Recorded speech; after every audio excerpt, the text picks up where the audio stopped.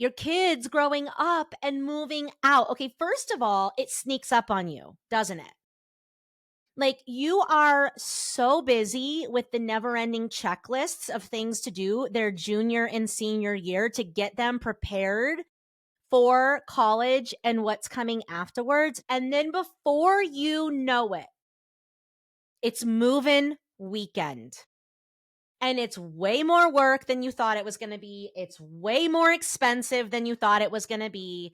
And you are non-stop. Hey babe, I'm Brooke Jean, licensed therapist, coach, mama, and your straight talking guide to ditching the pressure and living a life unperfected.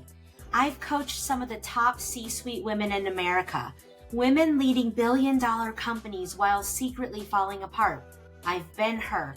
I blend psychology, neuroscience, and energetics with lived experience to help high-achieving women actually heal so that they can access their infinite energy, creativity, and vitality.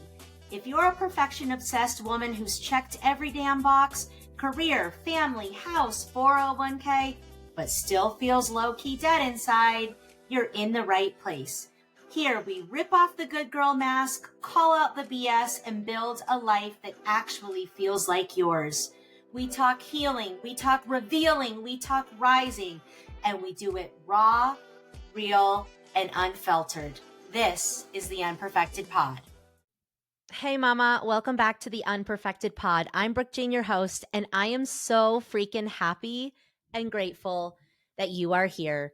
In today's episode, I'm going to be addressing something that I am seeing so many mamas go through right now. And that is the grief and the emotional roller coaster of your kids graduating high school, going off to college or going off to start their lives and moving out of your home.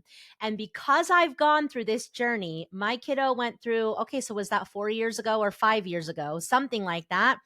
Left, and it was a thing. And I remember thinking, why aren't we talking about this? So much is happening emotionally for me. This is so much bigger than they're making it out to seem. And at the same time, I'm happy. Like, what's going on? So today, as your friend who's a therapist and a coach, I am going to talk about what is actually happening psychologically and emotionally and relationally when our kids grow up and leave the nest. And then I'm going to give you 3 hacks, 3 things to think about with some tools in each one that I think will help you as you navigate this gorgeous and messy time in your life. So we are going to get into that in just a minute. I did want you guys to know that Legend has officially started last Wednesday. I am obsessed with the women that have said yes to themselves and their big dreams, but in a way that feels good. And I wanted to let you know that I am keeping the doors open only for the woman who knows this is for her until Wednesday of this week, which just so happens to be September 3rd. So if you have been on the fence and you have been thinking, gosh, that sounds like something I want to do, reach out to me. You can either reply to the email that this podcast gets released on. You can click the link in the show notes. You can DM me on Instagram at Brooke Jean Unperfected. But make sure you get a hold of me, because if you are the woman who is ready for this type of container to help you get true with yourself and create a life, leadership, and business from a place of alignment, then baby, we are keeping the door open until Wednesday, September 3rd. Okay, let's get into it. Your kids growing up and moving out. Okay, first of all, it sneaks up on you, doesn't it? Like you are so busy with the never ending checklists of things to do their junior and senior year to get them prepared for college and what's coming afterwards. Now, today I am mostly going to be speaking to the mamas who sent their kids to college, but I do want to normalize that lots of kids don't go to college and they don't have to. Okay. So if your kiddo is still home, more power to you and them. If your kiddo went to trade school, more power to you and him. If your kid went straight into the workforce, beautiful, went straight to work for the family business, awesome. That is all gorgeous and beautiful, and I have zero judgment about it, but I am speaking to the experience of sending your kid to college because that's the one I know, and so many of you are going through it right now. So it sneaks the hell up on you. You have been busy, like, harassing your children to get things sent in, to get things submitted, to make sure they graduate, to make sure they apply to college. And it is a never-ending checklist. And you're busy, busy, busy, busy, busy, busy, busy, busy. Then you're planning for the graduation event, the graduation party, blah, blah, blah. And then before you know it, it's move-in weekend. And it's way more work than you thought it was going to be. It's way more expensive than you thought it was going to be. And you are non-stop emotional. For me, crying, straight crying, nonstop. I cried. I remember I went live, not live on Instagram. I think I recorded it in my stories. I recorded my story coming back from the dorms, just bawling. Like I don't know. So tip number 1, you're going to be emotional. Why? Because the goal, the intention of raising your child that you have spent 18 years giving your blood, sweat, and tears to is now crossed off the list. And it snuck up on you. And now your baby is moving out of your house when you have made it your life's work to protect them, to control them, to teach them, to parent them to be healthy, extraordinary human beings. And your whole life has been around making sure they eat and get to soccer practice and do their homework and learn how to relate and have friends and have hobbies and have a big heart and have faith. You've done everything for them. And then in one blink, everything changes. And it's almost like this train that's been going full force suddenly stops, but the momentum of the train energetically is still going. And then you are left with this and you don't know what to do about it. And what do you mean? I used to micromanage my child's school, their grades, every effing assignment, every effing tardy. And now they're in college and I have absolutely no communication and no clue what's going on. I don't know if you went to school. I have to ask you to show me the grades. They're not sending any communication to me. I don't know if you're on top of it. I don't know if you're doing, I don't know if you're drinking too much. I don't know what weird. I have literally lost control. You want to make a woman crazy when she has made it her life's purpose, and we all have to some degree, to keep her kids safe. And then you're going to take away her knowing of whether or not her kid is safe. When I tell you that is mama bear energy, that is freight train energy, that is primal energy, it's legit. Where do I go with this now? I'm just supposed to be okay. I don't know. I go to bed at night not knowing. I don't know if you went to a party. I don't know if you were home I don't know if you're in your dorm room. I don't know if you're making friends, if you're feeling rejected, or I do know, which is even worse. And now it is like wild to go from parenting their every move to no control. And when we have no control, we tend to go to worst case scenarios. And so anxieties come forward, fear comes forward. And then on top of all that, there are insane waves of grief. Absolutely insane waves of grief. You will be fine 1 minute, and the next minute you're in the kitchen crying because you're no longer making them, macaroni and cheese at 2 a.m. And you're fine 1 minute, and then you're crying because you're not hearing them, be annoying in the middle of the night. Or I don't know, all the things that they used to do that annoyed you, suddenly they're precious and we miss them, right? This is normal. And so you're going to have waves. There's also a part of you that's so happy and so proud. And you just know, like, you're excited for the person that they're becoming, and you're excited for the memories they're going to make in this experience. And so there's that. And you might go from extreme pride and excitement to the depths of grief within a 60-second period. I mean, it's wild. And that wave continued to crash over me for literally 2 years. I still have moments where there's like an ache in my soul for my son to live in my house again, me missing him. So you are going to feel all the feels. The other thing that creates feelings is the shift in dynamic in your home. So maybe you were a foursome and now you're a threesome. You know, maybe it was just you and your baby and now it's just you. Maybe you were a threesome and now it's just you and your partner and you're looking at them going, well, what am I going to do with you? It changes the dynamic. And, you know, we have 4 people in our family, and it was kind of like me and Camden and Tony and Chloe, like we're a foursome. And I love both my kids, and Tony loves both his kids. But Chloe is a daddy's girl, and Camden definitely is like we were connected at the hip. So when I lost my partner in crime, I suddenly felt like I was the third wheel to Tony and Chloe, which now we've had enough years where we've like shuffled the deck and it feels better and it feels different. But like there's a shift in the dynamic in your home. I don't care. It's not good or bad or right or wrong, but honey, there's a shift and there's emotions that come up about that. There's a longing for the way things used to be. There was a longing to know that your babies were safe in your house. Like there is nothing better as a mother than knowing that all your babies are under your Ruth, that's the name of a woman, roof. There's nothing better than a mama knowing that all of her babies are asleep under her roof safely. And when you don't have that anymore, that sucks. So everything does feel different because it is. And whenever we're in something new, it's the unknown. We know with unknown comes all of our protective parts and our emotions and our feelings.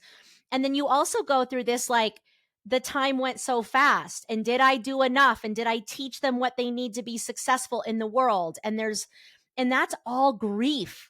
When you're like, did I teach them what they need? Did I do enough? Did I spend enough time? Blah, blah, blah. That's part of grief, you guys.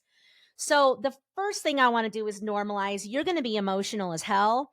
Step out of the thoughts and the stories and just let emotions crash over you. Just let the tears fall. Miss them, love them, be happy, be giddy, be scared. Like feel your feelings all the way through, but don't tell yourself a story about it. Okay. And I do have several podcasts on how to actually feel your feelings. So if you're like, Brooke, I don't know how to do that, go back and find the podcast about how to feel your feelings. Number 2, it is not going to go as you planned. Dun, dun, dun. Honey, it's not going to go as you planned. You may already know this because your child did not choose the school that you wanted them to choose. They did or did not do grief life based on what you're going through. They did or did not get into the sport or the sorority or the club or the program that you think is the best for them. Nothing goes to plan, honey. Nothing. Okay. Like, I just want you to start to normalize that. Like, this is their journey to be on. And while it's so understandable that you have desires for them and you want them to be safe and you want them to do things that you think are going to yield them success, but just because you think that those things are going to yield them success doesn't mean it actually will. Okay. And so we mamas, I know this is hard for real. We have to stay open. We have to stay open. If they chose a different choice, let's see what plays out. If they don't go down the path that you want for them for safety, know that like it's going to work out. It always does.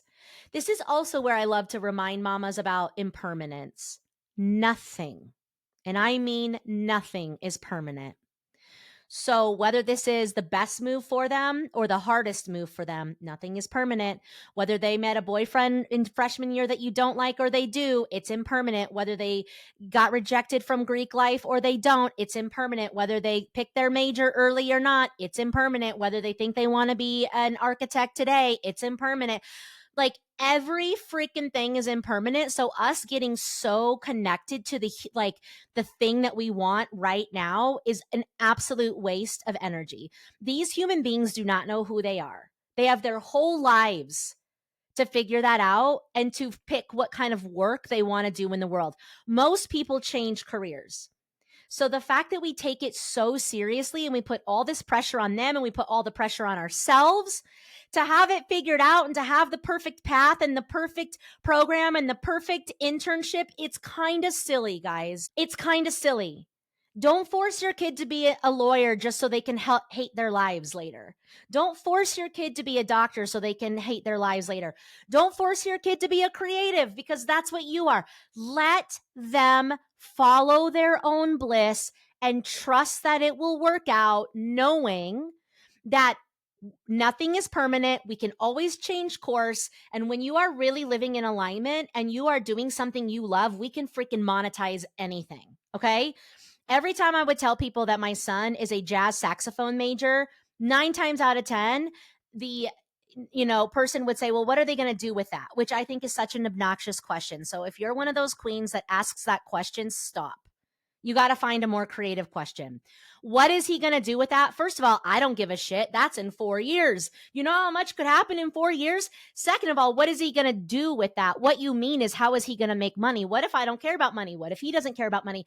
But actually, I really do care about money. And my gift as a coach is to help people connect to their passion and to monetize it. So people are getting famous and rich off putting farts in a jar, bro. So my kid can make money with music. My kid can make money online. My kid can make money in any way that his heart is happy. And so can yours. There is not one right way to live life, to choose a career, and to make money. What matters is your fulfillment. If you are fulfilled, you are going to keep showing up and showing up and showing up. And the more you show up with integrity and consistency, abundance and money always flows. So I didn't worry about what Camden was going to do. What I wanted was, during this precious time where their prefrontal lobe is still developing, that he had something that he knew he was good at, to build his internal real confidence and sense of self.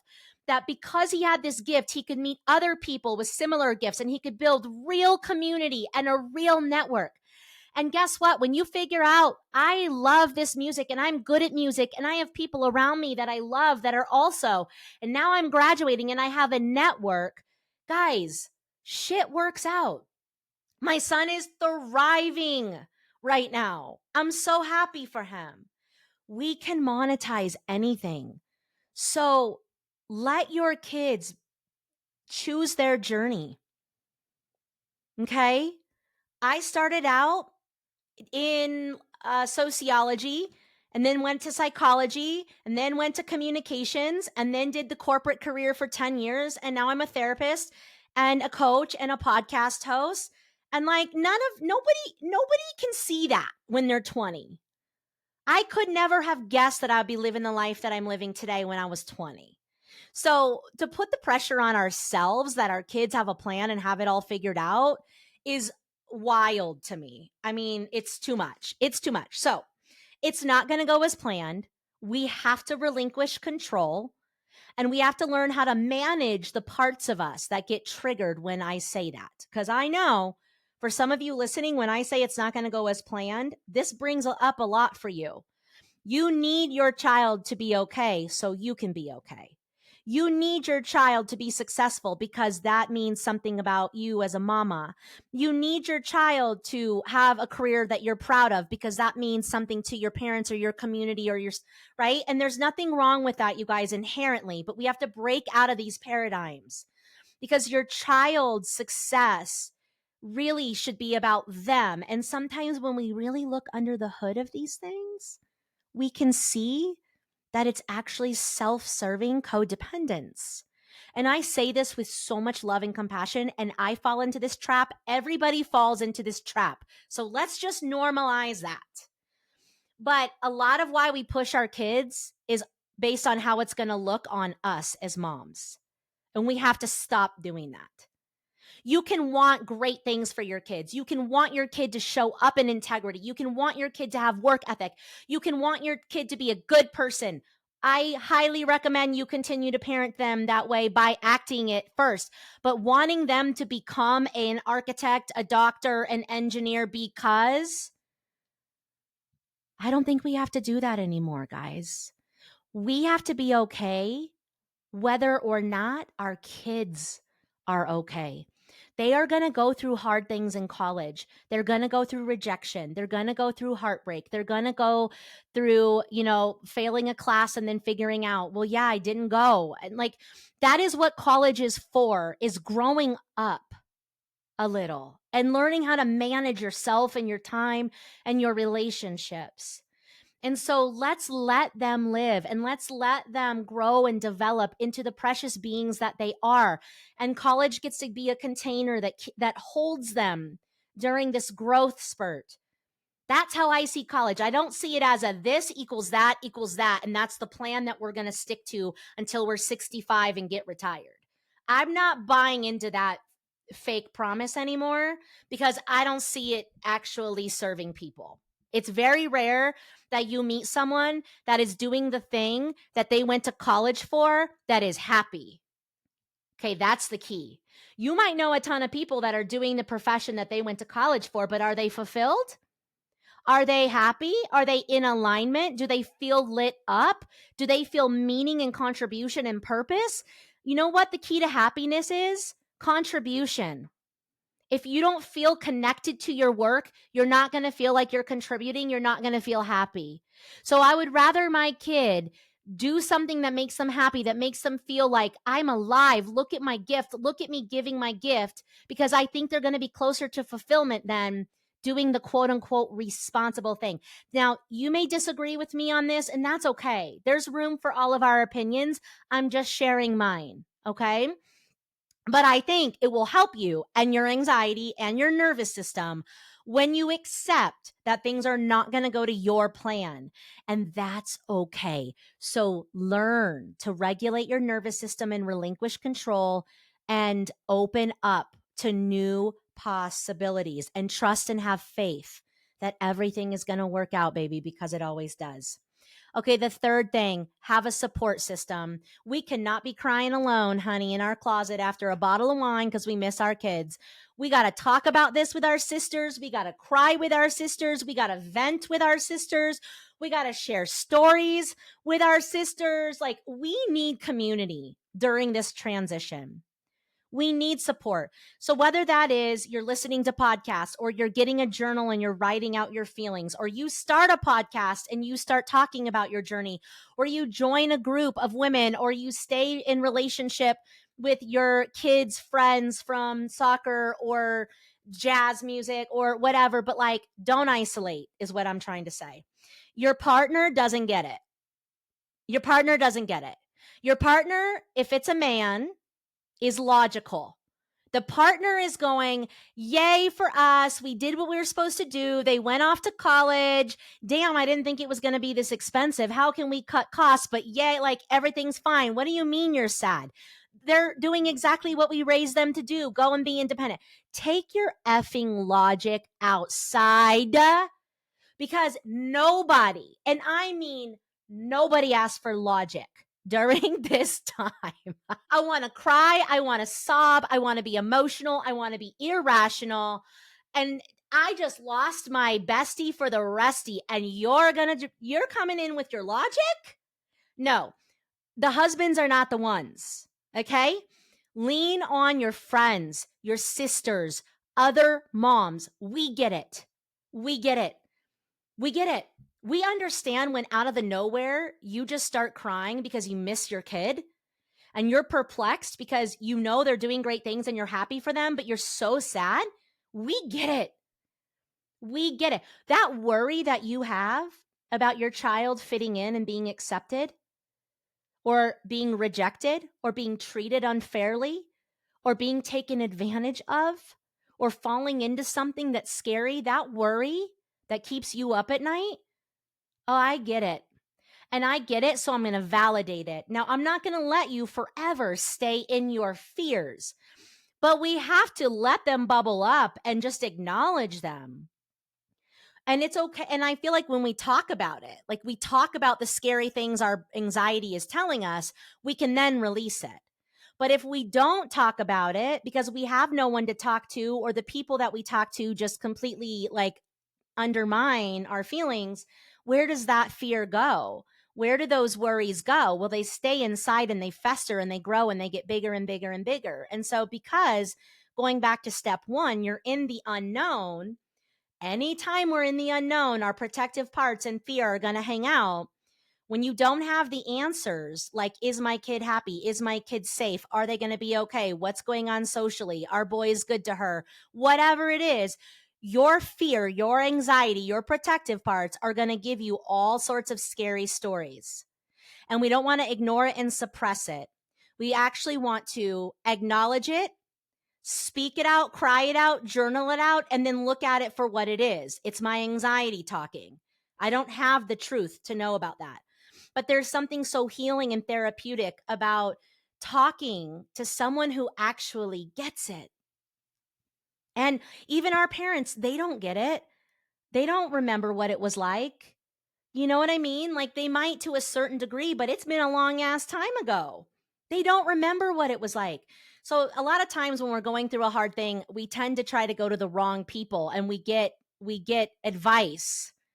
And I think during this time, it's not about advice. It's just holding each other and having space for our emotions and our fears and our triggers while we get through it.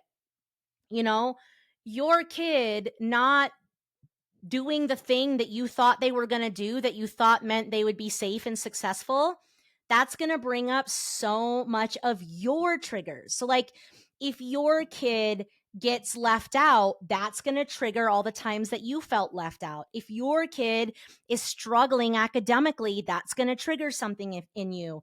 If your kid gets stood up and whatever, not picked, we get triggered during this time. What our kids are going through mirrors for us things that we've gone through that we haven't yet processed. And so this is a great time to get in therapy, my loves, because it's time to process. That rejection that you felt when your high school boyfriend went to college and dumped your ass, it's time to process that. That rejection that you felt not getting into the sorority, it's time to process that. That night that something traumatic happened to you, it's time to process that, right? A lot of things happen in college. A lot of things are really healthy and beautiful and growth oriented. And we're a bunch of 18-year-olds fucking around and finding out. So there is dysfunction. I don't care who your kid is, what family you came from, how religious you are, what prep school they went to. Your kid is going to fuck around and find out. And that is scary. And so we have to do our work around what that triggers so we don't project our stuff on top of the stuff that we are feeling naturally, like fear, worry, and grief.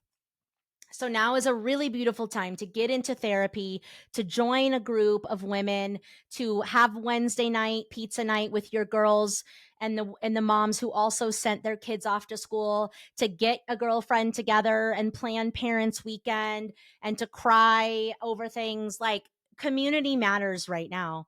It's a sensitive time. And I feel like the only thing we see is the celebration online. We see the celebration, but we don't ever look behind the curtain of all the other emotional stuff that comes with it. And we've got to, because A, it's valid, and B, it becomes an opportunity for you to go deeper into your healing and awakening journey. So here's what I want to leave you with, my love. If you just sent your kid to college and you are an emotional wreck, I see you, dog. I so see you, dog. And I was you, and I get it. And sometimes I am still you.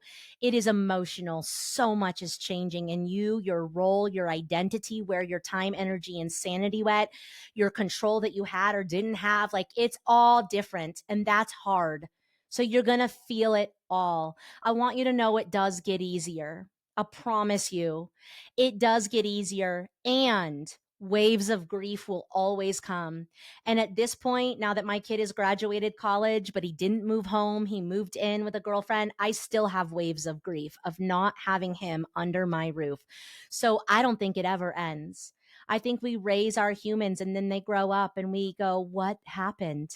What happened? And I miss them, even though I love the relationship I have with my 22-year-old. It's so beautiful. It's so better than I ever could have imagined.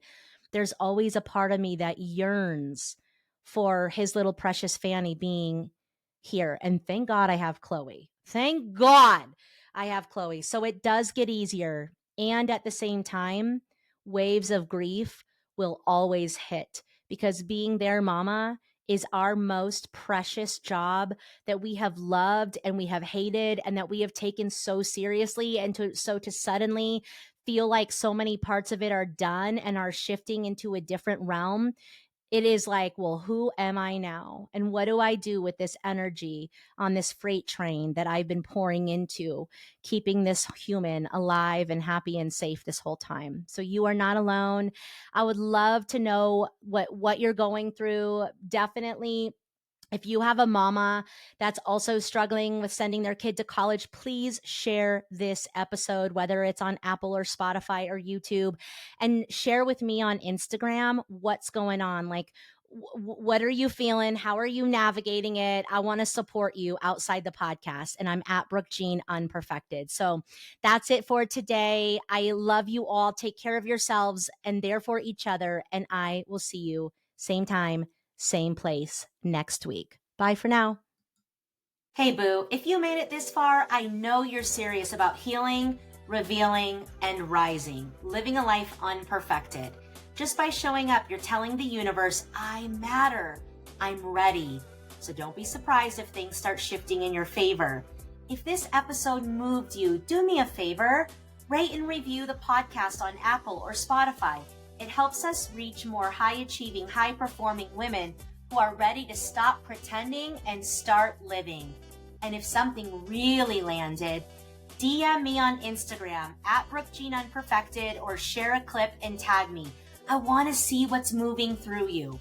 And hey, don't forget, you can watch this episode on YouTube and join my brand new VidMe membership for exclusive content, coaching, and community for only $35 a month.